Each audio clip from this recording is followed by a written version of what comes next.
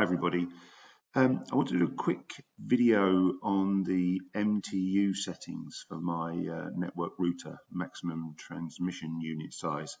I made a video a while ago for optimizing the speed of my ASUS router on my BT broadband service, and by playing around with the MTU size I managed to optimize the broadband speed. A few people have asked me how I did that, so I thought I'd make a quick video of the few steps that you need to do. It's quite simple. Is a little bit of trial and error, but it's definitely worth doing for the increase in speeds that you'll see. I did it using the Windows command prompt, but you could use this on a Linux terminal. It's very similar. Anyway, so look, I'll do this on a Windows terminal as an example. So here we are, open up the Windows command prompt. Let me just make the font slightly bigger so you can see that a bit easier. I'll just increase that to 20. Okay, yep, that's better. So the command line that you're going to want to use is this. It's a ping command. So just taking you through the command. So it's ping -L for an option, which is payload size.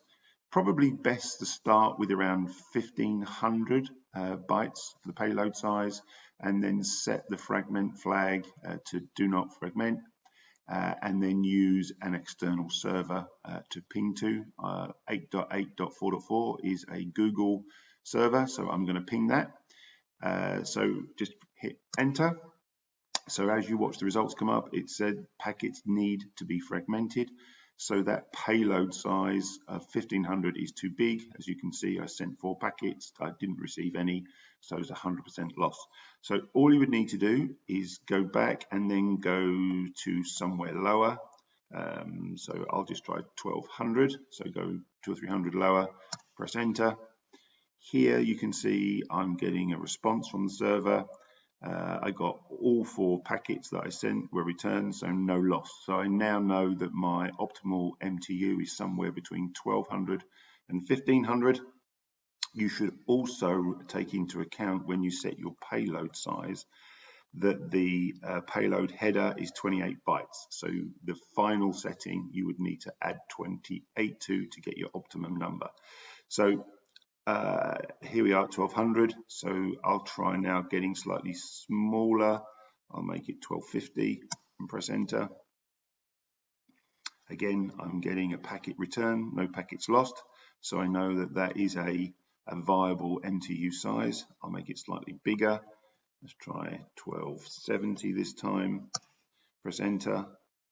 Again, I'm getting the packets returned, no losses. So again, that is a viable MTU size. Let's try going slightly higher.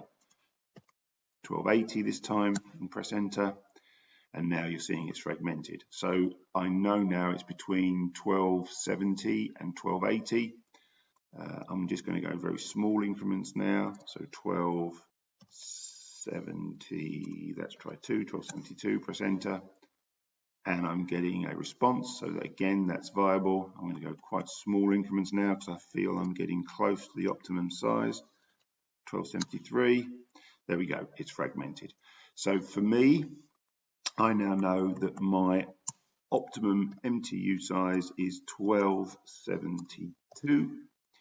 Press enter just to double check. Yep, that's returning. So my MTU size that I'd need to put in my router is 1272, not forgetting the header size, which is 28 bytes. So that would make my optimum MTU size as 1300.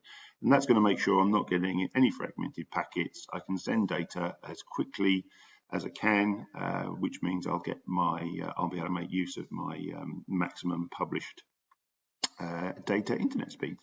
Anyway, I hope that helps, and I'll see you guys in the next one.